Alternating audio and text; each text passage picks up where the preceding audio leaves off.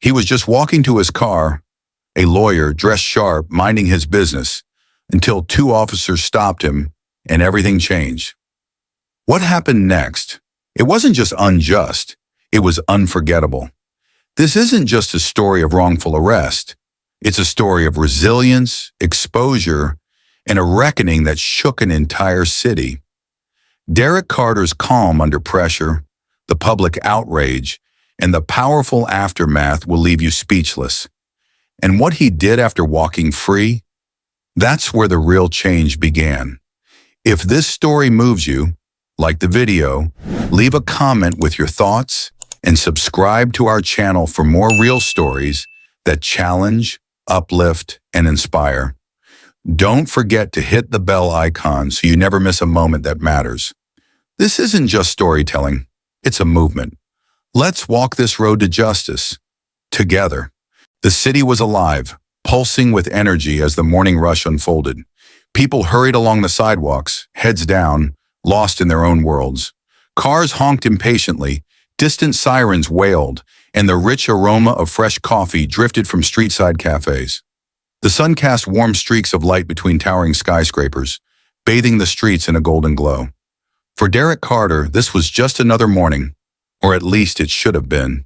Dressed in a perfectly tailored navy blue suit, his polished shoes tapping against the pavement with each step, he exuded the effortless confidence of a man in control. He had just finished breakfast at Maggie's Diner, where the waitstaff greeted him by name. The routine was comforting. Scrambled eggs, turkey bacon, a side of fruit, and black coffee. He left a generous tip, exchanged a few friendly words, and stepped outside into the cool morning air, feeling good. As he approached his sleek black sedan, his phone buzzed in his pocket. A quick glance at the screen brought a smile to his face. A message from his mother. "Mom, dinner tonight at 7. Don't be late. Love you, son." Derrick chuckled, shaking his head. His mother was never one to let him forget their weekly family dinners. He typed back quickly. "Me. Wouldn't miss it for the world, Mom. See you tonight."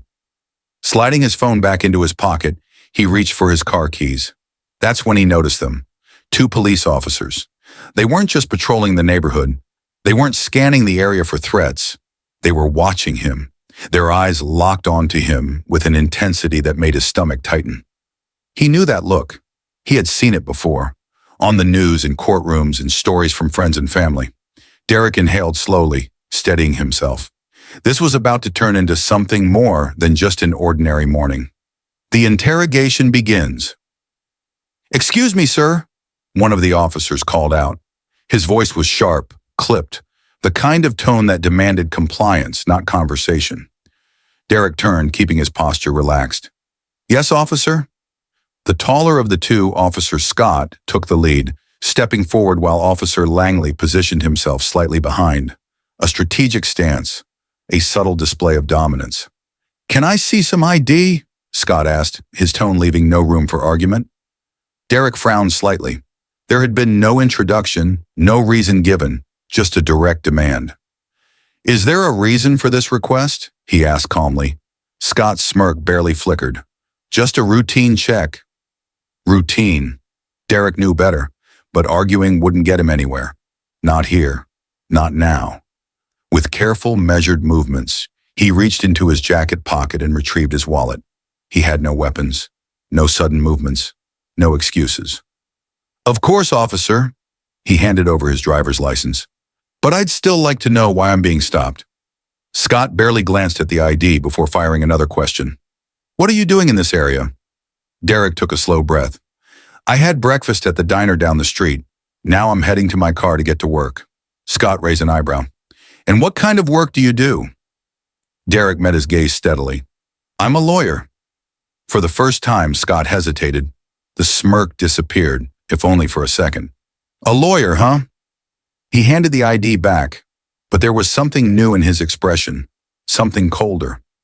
Before Derrick could speak again, Langley stepped closer. "You sure you're not hiding anything?" Langley asked. Derrick exhaled through his nose. "Here we go." "No, officer," he said. "I don't have anything illegal in my car. I'd appreciate it if you didn't waste your time. I have somewhere to be." Scott's eyes darkened. "You don't get to decide how this goes," he snapped. "Step away from the car." Derrick hesitated. He knew what was happening. They were baiting him, but he had done nothing wrong. Still, refusing would only escalate the situation. He raised his hand slightly, non-threatening, calm, controlled. "All right," he said, stepping back. But it didn't matter, because Scott lunged. Before Derrick could react, Scott grabbed his arm and twisted it behind his back. "Hey," he started, but before he could get another word out, Langley was on him too. A sharp metallic click echoed as handcuffs snapped around his wrists.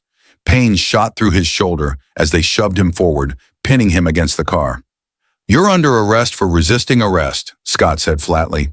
Resisting arrest. Derrick's pulse pounded in his ears. How? How was he resisting? He had complied. He had followed their instructions. And yet here he was, pinned against his own car, cuffed like a criminal, for nothing. The witnesses speak out. The murmurs started immediately. People were watching. An elderly woman, Mrs. Eleanor Hayes, stood on her balcony, gripping the railing tightly. "What are you doing to him?" she shouted, her voice shaking with fury. "He didn't do anything wrong." A young couple walking their dog had stopped, their eyes wide with disbelief. The man pulled out his phone, recording. "This is wrong," he muttered. "They're arresting him for nothing." More people began to gather. More phones were raised. Derrick's breath was heavy, his face pressed against the cold surface of the car. He caught sight of the crowd, the cameras, the outrage, the disbelief. They were seeing it. Maybe this would mean something. Maybe this time the truth would be undeniable. But for now, he was powerless. The officers yanked him upright, dragging him toward the patrol car. "This isn't right," someone yelled. "This is police brutality." Derrick lifted his chin. He couldn't let them see fear. Instead, as Scott shoved him into the back seat, he locked eyes with the onlookers. And in a strong, unwavering voice, he said, "This isn't over." The words hung in the air. The door slammed shut. As the squad car pulled away, Derrick saw the last image through the window. A crowd growing larger, voices rising, cameras rolling. He had no idea what would come next. But one thing was certain. This was just the beginning. The moment of recognition. The police station was a stark contrast to the city streets Derrick had just left behind. The bright, chaotic energy of the morning had been replaced with cold, fluorescent lights, gray walls, and the low murmur of officers going about their routine tasks. The air was thick with tension, not the usual kind that filled a station, but something deeper, something more charged. Derrick Carter was led through the station's front doors, his hands still cuffed behind his back, his suit slightly rumpled from the rough treatment he had endured.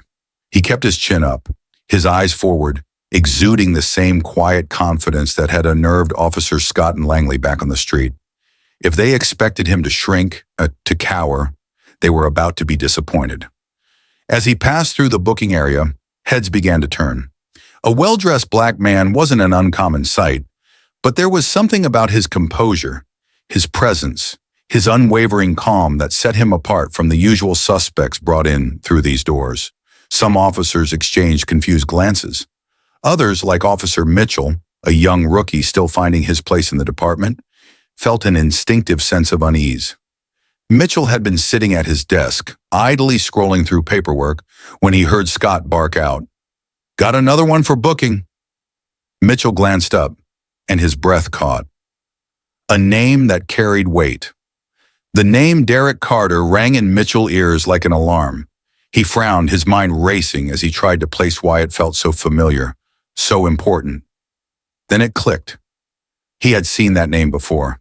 Not in a police report, not on a suspect list, but in the news. His fingers hovered over his keyboard as he quickly typed into the department's system, pulling up a profile. Within seconds, articles, case files, and media interviews filled the screen. Derrick Carter wasn't just a lawyer. He was a civil rights attorney. Not just any attorney, one of the most respected in his field, a man who had taken on major cases against police departments, exposing corruption, misconduct, and racial profiling.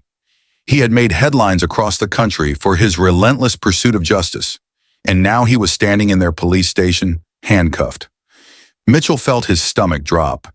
This was bad. This wasn't just a routine arrest. This was a disaster waiting to explode. The Lieutenant Stepson Mitchell wasn't the only one who sensed something was off. Lieutenant Rachel Monroe had been in her office, reviewing reports, when the low hum of conversation outside her door caught her attention. As someone who had spent over a decade in law enforcement, she had developed a sixth sense for when something wasn't right. And right now, something wasn't right. She stepped out of her office and immediately noticed the tension in the air. Officers whispering, sideways glances cast in the direction of the holding cells. A name being murmured in low voices. Derrick Carter. Her eyes flicked toward the front desk, where Officers Scott and Langley stood smugly, exchanging what looked like satisfied grins. That alone made her pulse tick faster with suspicion. She had been in this precinct for only a few months, but she had already formed opinions about certain officers. Scott and Langley were exactly the kind of cops that made her job harder, too eager to assert their authority, too dismissive of the very people they were supposed to serve. Rachel Monroe strode toward them, her sharp gaze locking onto Scott first. "Who did you bring in?" she asked, her voice carrying the kind of authority that silenced conversations in an instant. Scott's smirk faded just slightly, but his arrogance remained intact. "Some guy who got mouthy with us on the street," he said, shrugging, "matched the description of a suspect, refused to cooperate, resisted arrest." Rachel Monroe's expression remained unreadable, but inside her suspicions were confirmed.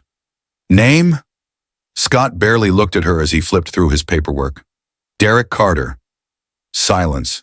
Then, "What?" The word wasn't spoken loudly, but it carried the weight of a gunshot. Rachel Monroe turned, her sharp eyes locking onto Officer Mitchell, who had just spoken.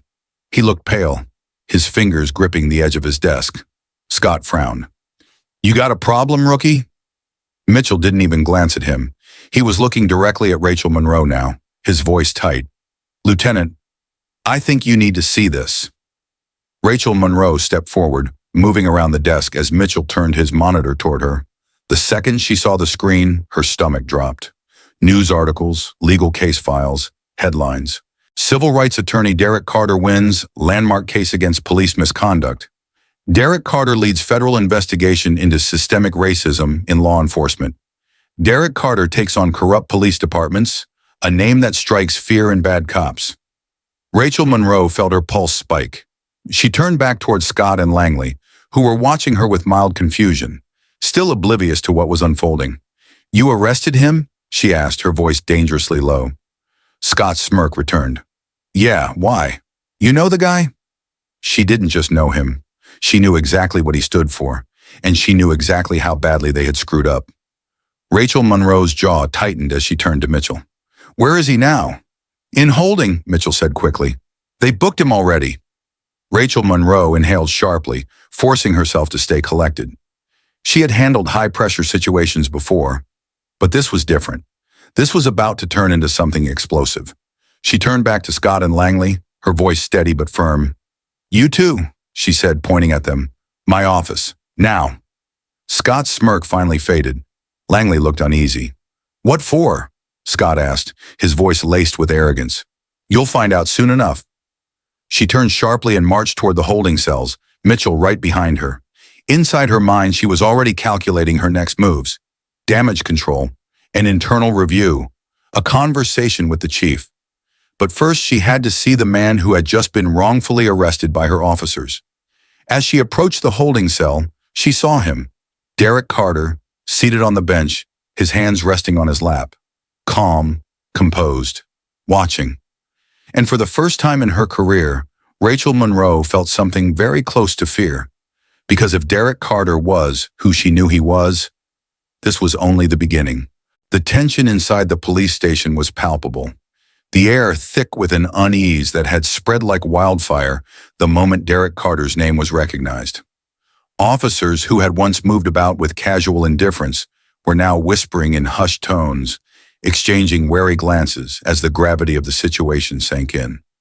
At the center of the brewing storm stood Lieutenant Rachel Monroe, her sharp eyes fixed on Officers Scott and Langley, the men responsible for what was rapidly turning into a full-blown crisis. Her jaw was set, her stance unwavering. She had been in law enforcement for over a decade. She had seen plenty of mistakes, misconduct, and questionable arrests. But this was bigger than a mistake. This was a monumental error in judgment that had the potential to dismantle the entire department. She had spent the past few minutes going through Derrick Carter's records, digging deeper into his history, his legal victories, and his reputation as one of the nation's most formidable civil rights attorneys. The man sitting in her holding cell was not just some high-powered lawyer in an expensive suit. He was a legal powerhouse, a public figure who had built his career on exposing cases exactly like this one. And now he had become the latest example. Turning back to Scott and Langley, she crossed her arms over her chest and leveled them with a glare that could cut through steel. "Tell me exactly why you arrested him," she said, her voice low but commanding. Scott shifted uncomfortably, his earlier arrogance beginning to fracture. "He was acting suspicious," Scott said stiffly, but even he didn't seem fully convinced by his own words anymore. Rachel Monroe arched an eyebrow. "Suspicious how?" Langley cleared his throat. "He was walking near his car, looked nervous when we approached. Matched the description of someone we were looking for." "Match the description?" Rachel Monroe repeated slowly, letting the weight of the words sink in. Scott hesitated. "Black male, well-dressed, in a high-income neighborhood." Silence. A silence so thick it felt like a vacuum had sucked the air from the room. Rachel Monroe exhaled sharply, shaking her head. It was worse than she thought. "You mean to tell me," she said, her voice tight with restrained anger, "that you stopped a man because he was black, in a nice suit, in an upscale neighborhood?" Langley opened his mouth, then closed it, his face flushing red. Rachel Monroe's temper flared. "Let me get this straight," she continued, pacing now. "You stopped a man without probable cause. You asked for his ID, despite having no legal justification. He complied, by the way. Then when he calmly asserted his rights, you escalated the situation and arrested him for resisting arrest." She turned back to them, her eyes blazing. "Resisting what, exactly?" Scott clenched his jaw, clearly struggling for a response. Rachel Monroe pressed on. "Did he raise his voice? Make any threats? Refuse to give you his ID?" Langley swallowed hard. "No, ma'am." "Did he resist physically? Push you? Pull away?" Again, silence. Scott and Langley had nothing, because they both knew the truth. Derrick Carter had done nothing wrong. The rookie's warning. Before Rachel Monroe could lay into them further, Officer Mitchell stepped forward. He had been silent until now, but he could no longer hold his tongue. "Lieutenant," he said, clearing his throat, "if I may." Rachel Monroe turned to him, her expression unreadable. "Go ahead." Mitchell squared his shoulders. He was young, new to the force, but he wasn't stupid. He had done his own research, pulled up the files, and connected the dots. "I don't think you understand how big of a problem this is," he said, his voice steady but urgent. "Derrick Carter isn't just any lawyer. He's one of the most influential civil rights attorneys in the country. He's handled cases against police corruption, racial profiling, and wrongful arrests. He's been on national news. He's got a network of legal and political allies that can take this department apart piece by piece." Rachel Monroe absorbed his words, her heart pounding. She had already realized this was bad, but Mitchell was right. This was catastrophic. If word got out that they had wrongfully arrested Derrick Carter, it wouldn't just be a public embarrassment. It could trigger a federal investigation. But Mitchell wasn't done. "The media's already catching wind of this," he added. "Social media's blowing up. The video of his arrest is going viral." Rachel Monroe felt a fresh wave of dread. "How bad is it?" she asked. Mitchell hesitated, then turned his phone around to show her the screen. It was bad. Outside the station, a crowd had gathered. It had started small, a few concerned citizens who had witnessed the arrest, an elderly woman who had called her neighbors, a couple who had recorded the entire thing. But by the time Derrick had been processed inside the station, the crowd had grown into a movement. People were arriving in droves, holding up signs, shouting for justice. "Let him go! No more racial profiling! Justice for Derrick!" Some held their phones high, streaming the protest live for thousands, maybe even millions to see. The media had arrived. News vans lined the street, reporters hungrily gathering information, cameras capturing every moment. By the time Lieutenant Rachel Monroe stepped outside, the situation had exploded into a full-blown demonstration. She scanned the faces in the crowd, spotting local activists, community leaders, and even city officials. This wasn't just about Derrick anymore. This was about years of frustration, of injustice, of people being targeted for nothing more than the color of their skin. And now her department was in the crosshairs. A reporter caught sight of her and immediately raised a microphone. "Lieutenant Rachel Monroe, can you confirm that the department has wrongfully arrested civil rights attorney Derrick Carter?" A microphone was shoved closer. The cameras were rolling. Rachel Monroe took a deep breath. She was a cop, but she was also a leader, and a leader didn't run from the truth. She turned to face the cameras. "We are conducting a full internal review of the arrest," she said firmly. "We take these matters very seriously." That wasn't enough. The reporters pressed further. "Lieutenant, will Derrick Carter be released?" The question hung in the air. Rachel Monroe knew the answer, and she knew it wasn't her call to make. She turned back toward the station, her heart pounding. This situation was spiraling out of control, and if the chief of police didn't step in soon, they were going to have a full-scale riot on their hands. Inside, Derrick Carter sat in his holding cell, waiting. He had seen this before. He had seen how these stories played out. He knew the system, knew the steps that were coming, and most importantly, he knew how to fight back. This wasn't the end. This was just the beginning. Inside the police station, the air was thick with tension. Officers moved about with hurried steps, their hushed whispers colliding in the space between radio chatter and ringing phones. The reality of what had happened, the wrongful arrest of Derrick Carter, a prominent civil rights attorney, had begun to sink in, and the consequences were already knocking at the door. At the center of the storm, Police Chief Robert Gaines stood in his office. His jaw clenched so tightly that a nerve pulsed along his temple. His weathered hands, the same hands that had signed off on countless reports, now gripped the edges of his desk as he absorbed the situation before him. He had seen bad decisions before. He had seen misconduct, errors in judgment, and reckless policing. But this was beyond anything he had ever dealt with. The door to his office swung open, and Lieutenant Rachel Monroe stepped inside, her expression unreadable, but her shoulders squared. She had expected this meeting to be bad. She hadn't expected the firestorm waiting behind those doors. Gaines turned to face her, his voice a low, simmering growl. "Tell me everything," he said, his patience already wearing thin. Rachel Monroe didn't hesitate. She laid it all out. How Scott and Langley had stopped Derrick Carter without probable cause, escalating the situation based on nothing more than racial profiling and their own biases. How Derrick had complied, remained calm, and yet was still forced to the ground, handcuffed and brought in on a false charge. How within minutes of his arrest, news had spread like wildfire, turning a simple act of misconduct into what was now a full-blown crisis. And then there was the real bombshell, the part that made even a seasoned officer like Gaines turn pale. Derrick Carter wasn't just any lawyer. He wasn't just a civil rights attorney. He was a key figure in a federal investigation into systemic racism and misconduct within law enforcement, including their very own department. Gaines sank into his chair, his mind reeling. He exhaled sharply, rubbing a hand down his face. "This isn't just bad," he muttered. "This is catastrophic." Rachel Monroe nodded. "Sir, we need to move fast. If we don't, this department is going to become a national disgrace." Gaines stared at her. He had spent 30 years in this department, had worked his way up from beat cop to chief, had done everything in his power to keep control, order, and respect. And now 2 reckless officers had set a fire that couldn't be put out. The worst part, the world was already watching.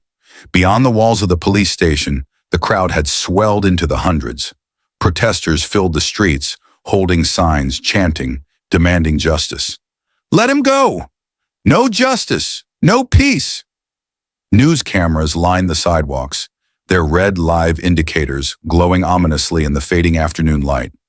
Reporters were already crafting their narratives, painting the department as just another corrupt institution protecting its own. The station had become a battleground. Rachel Monroe turned back to Gaines. We have two options, Chief, she said. We either fight this or we face it. Gaines frowned. Meaning? Meaning, Rachel Monroe said. We release Derrick Carter right now. We go outside, we face the press, and we own this mistake. We make it clear that we're taking responsibility, not covering it up. Because if we don't, this crowd isn't leaving, and neither are those cameras. Gaines ran a hand through his graying hair, his stomach twisting. He knew she was right, but before he could respond, there was a knock on the door. And then, the real nightmare walked in. A tall, imposing man in a dark suit stepped inside, his badge flashing against his belt. The room went still. Agent Thomas Reed. The FBI. Gaines rose from his chair, his spine straightening. Agent Reed. Reed didn't waste time. I'm going to keep this brief, he said, his voice sharp, clipped, and leaving no room for argument. You're going to release Derrick Carter, now. Gaines's mouth went dry. Reed continued, stepping further into the office.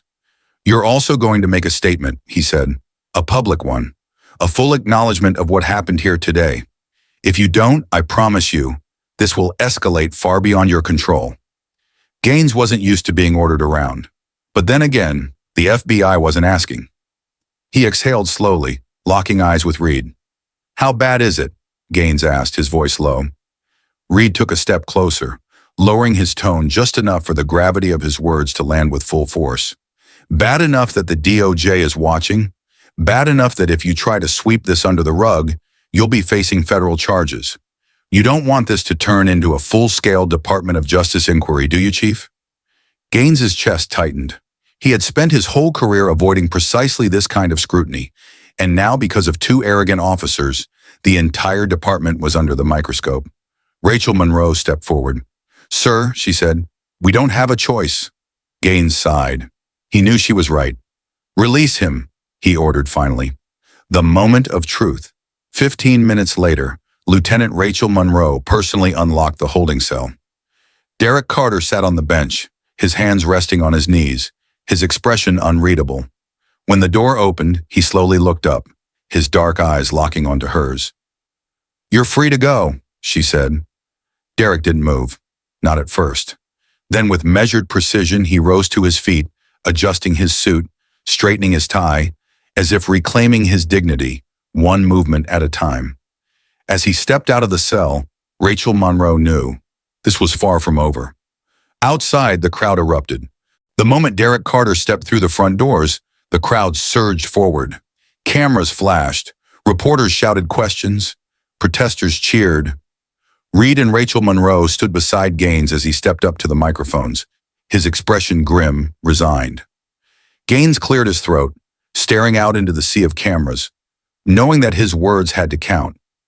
Earlier today, he began, his voice measured but firm, our officers made a grave mistake. A murmur rippled through the crowd.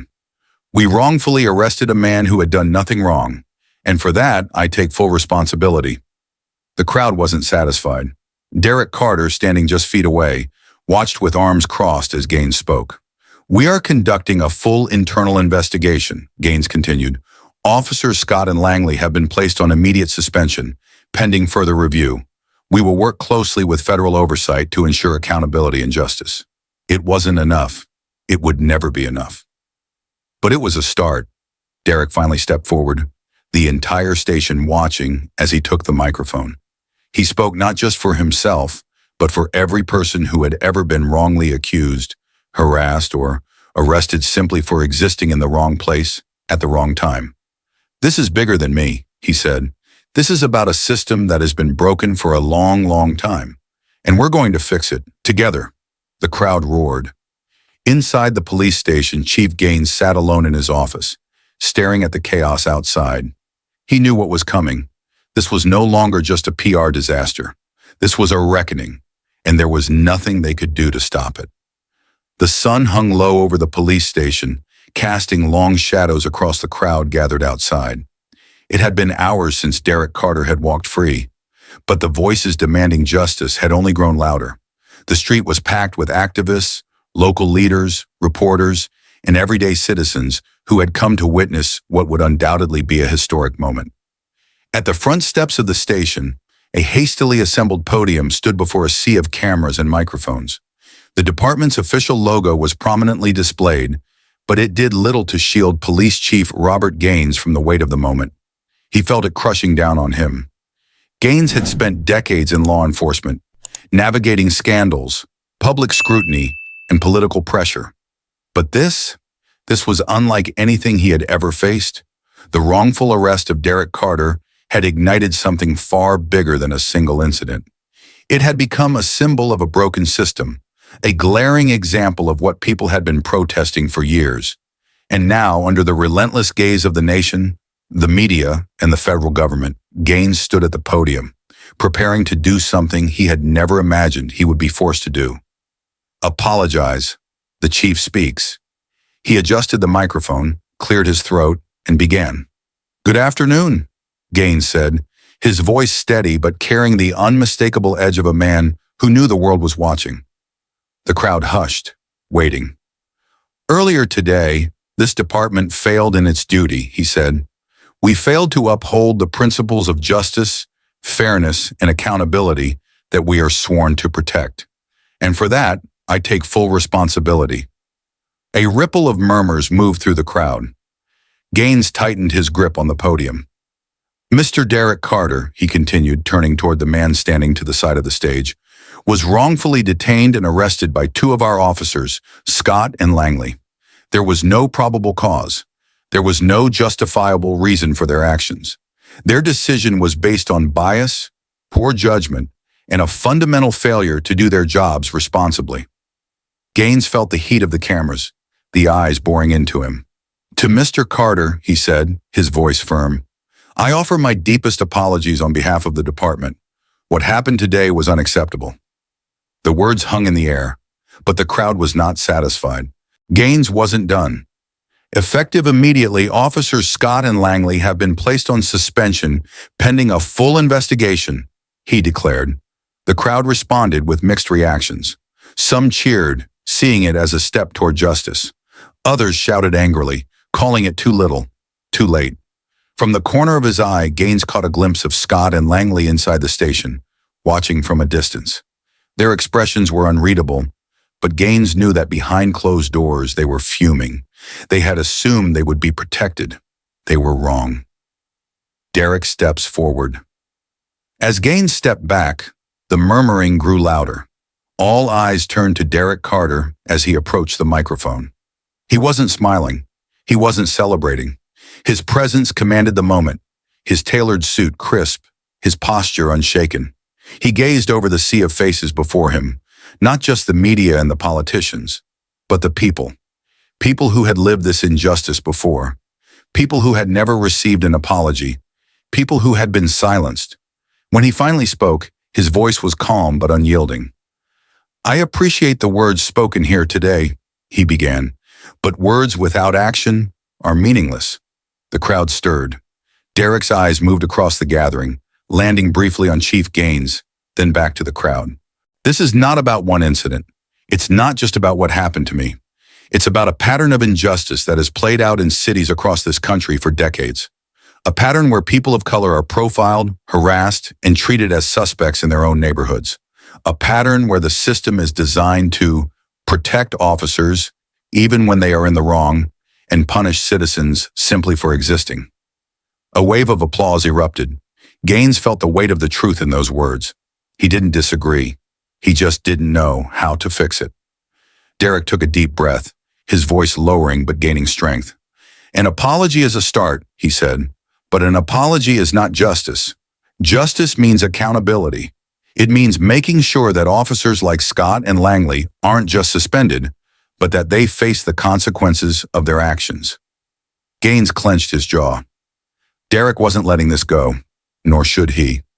"Justice," Derrick continued, his voice rising, "means ensuring that this department, and every department across this country, undergoes real systemic reform.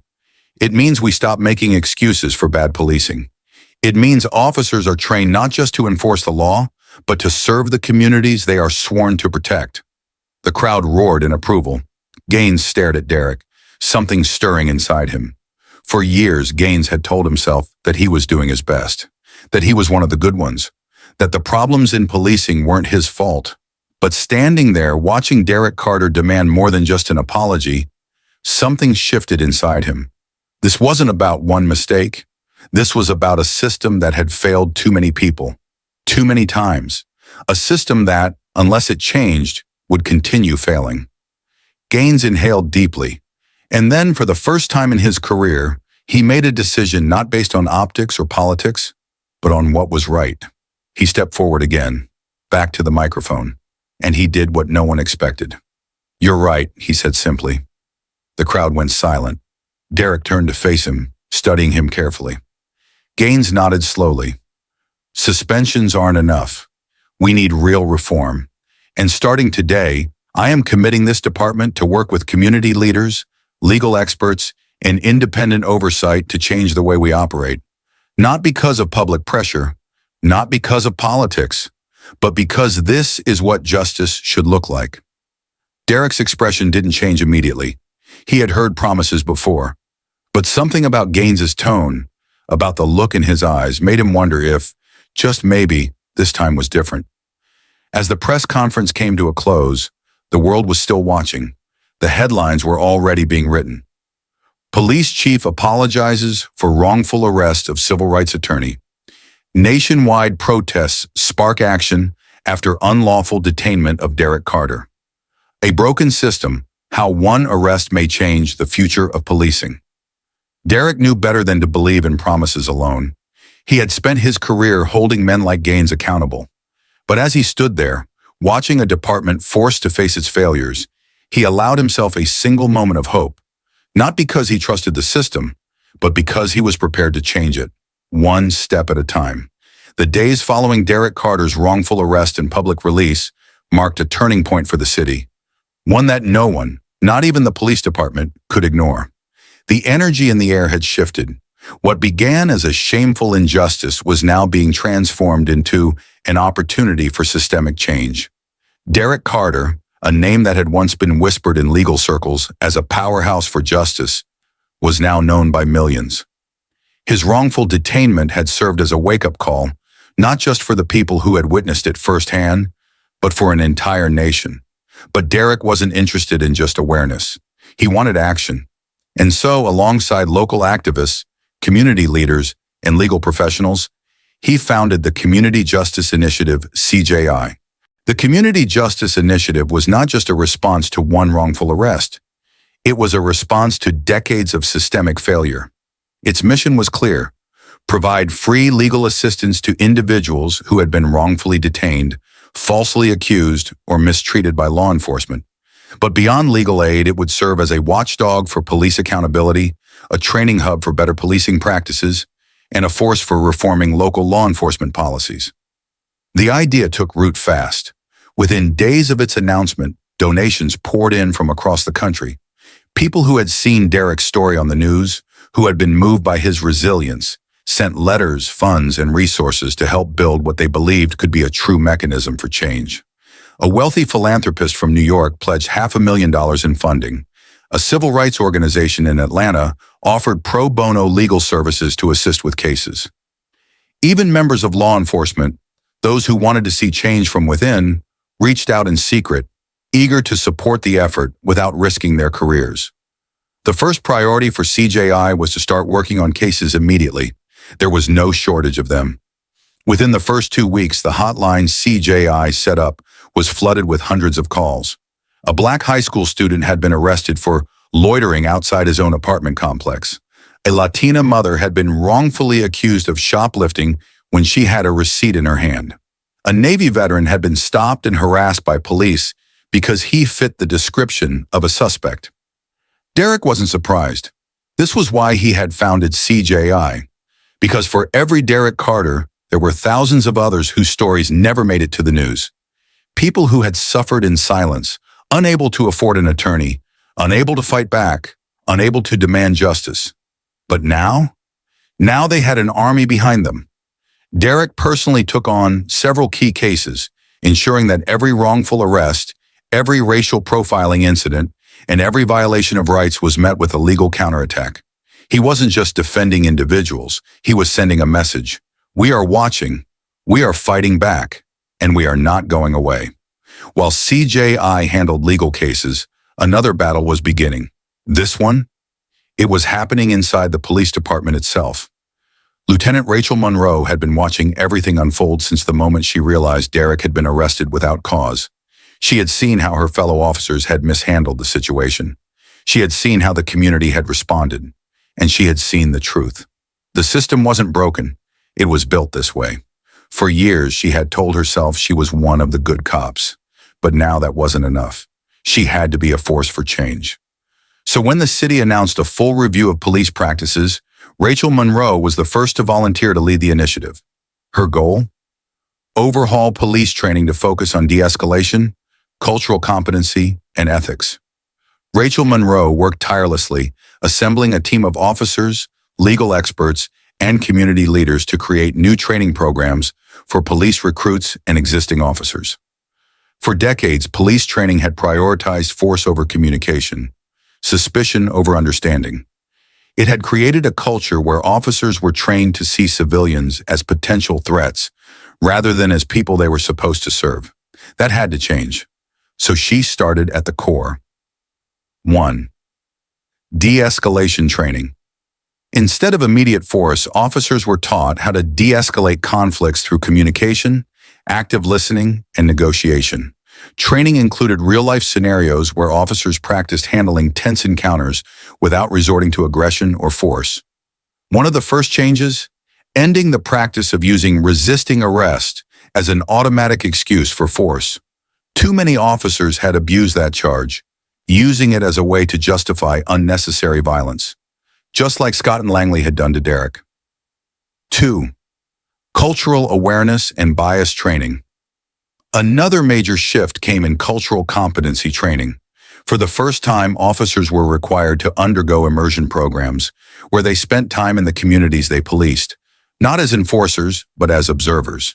They visited historically marginalized neighborhoods, met with community elders, attended town halls, and listened to real people share their experiences with law enforcement. It was no longer about statistics and crime rates. It was about understanding the people behind those numbers. 3. Ethics and accountability reform. Perhaps the biggest change came in how officers were held accountable. For years, internal affairs investigations had been a joke. Officers who engaged in misconduct were often protected by the system, their cases quietly dismissed or buried. Not anymore. Rachel Monroe pushed for an independent civilian oversight board, a group of non-police members who had the authority to review cases, investigate complaints, and ensure disciplinary action was actually enforced. For the first time in the city's history, officers would be answering to the public, not just their superiors. Of course, not everyone was on board. Inside the department, resistance was fierce. Veteran officers grumbled that policing wasn't supposed to be about feelings. Some pushed back hard, arguing that Rachel Monroe was making cops soft. Even some of her own colleagues warned her that she was making enemies. "Be careful, Kate," one officer had said to her in private. "There are a lot of people who don't want this change." She had nodded. She had expected that, but she didn't care, because change was happening. And whether the old guard liked it or not, it wasn't stopping. Months passed. And while change wasn't immediate, its impact was undeniable. The Community Justice Initiative had already won several lawsuits against wrongful arrests, forcing the city to pay damages to victims. New police recruits were undergoing a different kind of training, one that emphasized ethics over aggression. And the people? They felt the difference. Trust between the community and law enforcement was slowly rebuilding. There was still work to be done. There would still be setbacks, challenges, and those who fought against progress. But for the first time in a long time, the people felt something they hadn't in years: hope. On the steps of the Community Justice Initiative headquarters, Derrick Carter stood, looking out at the city he had helped change. Beside him, Lieutenant Rachel Monroe, no longer just a cop, but a leader in reform. "We did something big," she said. Derrick nodded. "But we're not done." He turned back to the streets, watching as people walked freely, knowing they had rights, knowing they had someone fighting for them. The war wasn't over, but they had won the first battle. 6 months had passed since Derrick Carter's wrongful arrest shook the city. 6 months since the streets were filled with protesters demanding change. 6 months since the police department was forced to confront its own failures and pledge to do better. A lot had changed, but Derrick knew better than to believe that 6 months was enough to undo generations of injustice. And yet here he was, walking through the front doors of the same police department that had once held him in a cold, cramped cell. But this time, he wasn't in handcuffs. This time, he had been invited. The training room was filled with young recruits, their crisp uniforms still smelling of fresh fabric and nervous ambition. They weren't the hardened officers of old, the ones who had spent decades reinforcing a broken system without question. These were new faces, new minds, new possibilities. And Derrick had one goal today, to make them see justice beyond the badge, to teach them that being an officer wasn't just about law enforcement, it was about protection, service, and accountability. He stepped up to the front of the room, adjusting his suit jacket as Lieutenant Rachel Monroe introduced him. "This man," Rachel Monroe said, her voice carrying authority but also deep respect, "was the reason this department was forced to take a hard look at itself. And today, he's here to make sure we never stop looking." There was a murmur in the room, some recruits exchanging uneasy glances. They all knew the story. Derrick Carter's wrongful arrest had been national news, and now he was their teacher. Derrick stepped forward, placing both hands on the podium. "I'm not here to shame you," he began, his voice calm, steady. "I'm not here to tell you that all police officers are bad, or that the work you do doesn't matter." A few shoulders relaxed. "But I am here to tell you the truth." The room fell silent. Derrick leaned forward, his dark eyes scanning the young officers in training. "One day," he said, "you're going to be out there in the streets. You're going to have a badge, a gun, the authority to make life-altering decisions in a matter of seconds." He let the weight of those words sink in. "And one day you might see a man like me, walking in his own neighborhood, dressed in a suit, going to work, minding his business, and you're going to have a choice." Derrick took a slow breath. "You can see a threat, or you can see a man." The city had changed in 6 months. There was now an independent civilian oversight board, ensuring that police misconduct didn't go unpunished. De-escalation training was mandatory for all officers. The Community Justice Initiative, CJI, had successfully overturned dozens of wrongful arrests, winning settlements for victims and holding officers accountable in court. But the most important change? The relationship between the police and the community had started to mend. Derrick saw it in the small things, in officers attending community events not as enforcers, but as guests, in neighborhood meetings where people actually spoke with the police instead of at them. It wasn't perfect, but it was progress. After his training session, Derrick stepped outside, inhaling the cool evening air as the sun dipped below the skyline. The city felt alive, buzzing with the kind of energy that only came from transformation. But then, a figure caught his attention. Across the street, standing in the shadows of a street lamp, a man watched him, dressed in a dark suit, hands tucked in his pockets. The kind of presence that made the hair on the back of Derrick's neck stand on edge. Derrick narrowed his eyes, adjusting his stance. This wasn't a stranger. This was someone who had been waiting for him. The man finally stepped forward, moving slowly across the street, his shoes tapping against the pavement with measured control. As he got closer, Derrick saw the sharpness in his gaze, the calculating nature of someone who knew things most people didn't. "Mr. Carter," the man said, his voice smooth but devoid of warmth. Derrick didn't flinch. "Who are you?" The man tilted his head slightly, the faintest hint of a smile forming at the corners of his mouth. "Someone who understands that justice is a game of chess," he replied, "and right now, you've taken a few good moves." Derrick's fists clenched. "But the game isn't over," the man continued, his voice lowering. "There are still pieces on the board, Mr. Carter, and some of them, they don't want you to win." Derrick stared at him, his mind racing. Who was he? FBI?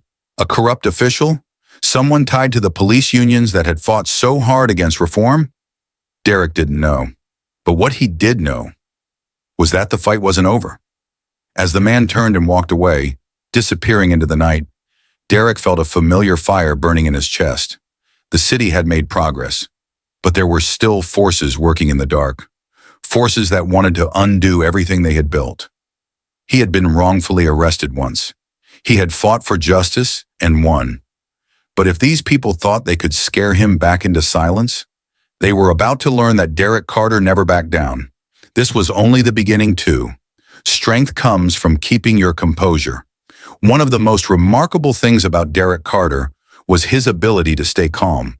When the police officers treated him unfairly, he didn't shout, he didn't resist, he didn't lash out. He remained collected and strategic. This is a crucial life lesson. The strongest people aren't the loudest or the most aggressive.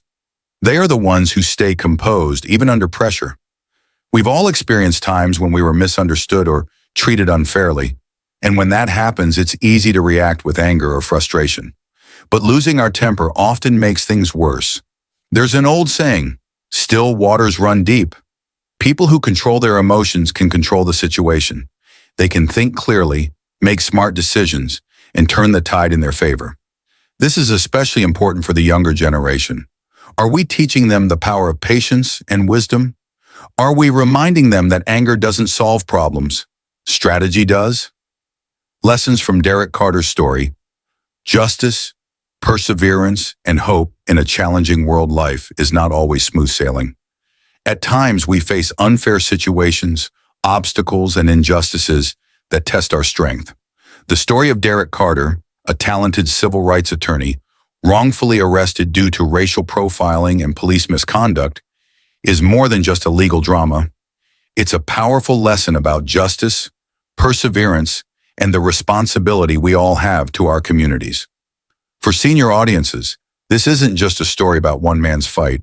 It's a reminder of the struggles we've witnessed throughout history, from the civil rights movement to today's ongoing battle for equality.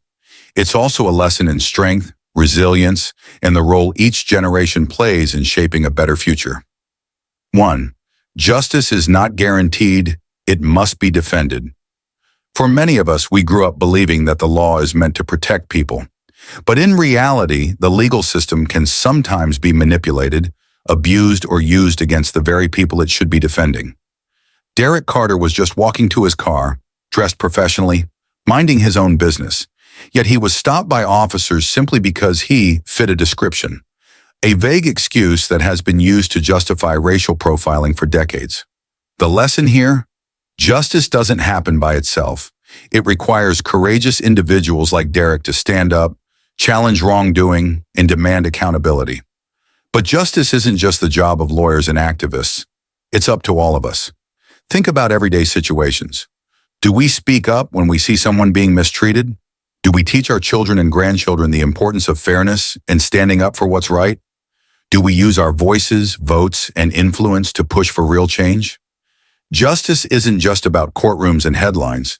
It starts in our homes, communities, and everyday interactions. 2. Strength comes from keeping your composure. One of the most remarkable things about Derrick Carter was his ability to stay calm. When the police officers treated him unfairly, he didn't shout, he didn't resist, he didn't lash out. He remained collected and strategic. This is a crucial life lesson. The strongest people aren't the loudest or the most aggressive. They are the ones who stay composed, even under pressure. We've all experienced times when we were misunderstood or treated unfairly. And when that happens, it's easy to react with anger or frustration. But losing our temper often makes things worse. There's an old saying, still waters run deep. People who control their emotions can control the situation. They can think clearly, make smart decisions, and turn the tide in their favor. This is especially important for the younger generation. Are we teaching them the power of patience and wisdom? Are we reminding them that anger doesn't solve problems? Strategy does? 3. Change doesn't happen alone. It takes a community. If Derrick had been arrested with no witnesses, no video evidence, and no public outcry, his story might have ended in silence. But because bystanders took action, recording the incident, speaking out, and demanding justice, his case became a national movement. The lesson? Real change doesn't happen because of one person. It happens when people unite, Think about the major changes we've seen in our lifetimes, from desegregation to the Civil Rights Act to voting rights. None of these happened overnight. They happened because entire communities stood together and refused to accept injustice. So what can we do today? Don't ignore injustice, no matter how small it seems. Encourage younger generations to be engaged citizens. Use your voice, whether through voting, speaking out, or supporting the right causes. Even in retirement, elders play a crucial role in guiding the next generation toward a fairer society. Sometimes crisis leads to opportunity. Derrick's wrongful arrest could have been just another tragic example of police misconduct, but instead he used it as fuel for change. Rather than just moving on after being released, he founded the Community Justice Initiative, CJI, helping others who had been falsely arrested. His personal struggle became a catalyst for widespread reform. This teaches us an important truth. Hardships can either break us or make us stronger. Many of us have faced personal challenges, loss, or difficult times. But when we use those experiences as motivation, whether to help others, share wisdom, or make a difference, we turn pain into purpose. We may not all be lawyers like Derrick, but we can ask ourselves, how can I use my life experiences to help others? How can I make a difference in my family, community, or society? How can I turn past struggles into wisdom for the future? It's never too late to leave a legacy of strength and resilience. 5. Hope is the strongest force for change. At the heart of Derrick Carter's story is hope. Hope that injustice can be exposed. Hope that change is possible. Hope that people will stand together to do the right thing. Even after experiencing unfair treatment, Derrick didn't give up.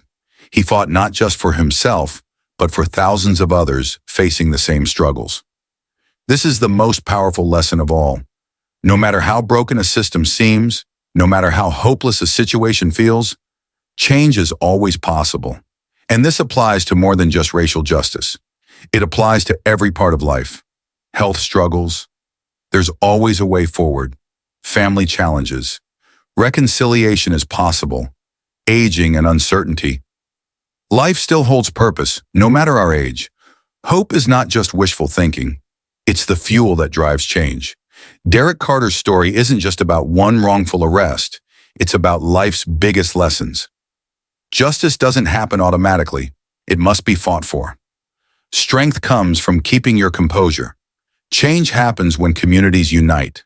Hardships can be turned into opportunities for good. Hope is the most powerful force for transformation. As seniors, we've seen the world evolve. We've witnessed history's great victories and painful losses. But the fight for justice, fairness, and human dignity never truly ends. It simply moves from one generation to the next. The question is, what legacy will we leave behind? Will we be the ones who share our wisdom, teach our grandchildren about justice, and encourage the next generation to stand up for what's right? Because when one person has the courage to fight for justice, the world can change. And when we pass that courage down, the fight continues long after we're gone. If Derrick Carter's story moved you, imagine the power of real stories that inspire, educate, and spark change. Our YouTube channel is dedicated to bringing you heartwarming, thought-provoking, and inspirational content that uplifts and empowers. By subscribing, you become part of a community that values justice, resilience, and human connection. Together, we can learn from the past, embrace the present, and inspire the future. Tell us your thoughts in the comments. We'd love to hear your perspective. Hit the subscribe button, turn on notifications, and join the conversation. Let's share stories that matter, touch lives, and make a difference. One video at a time.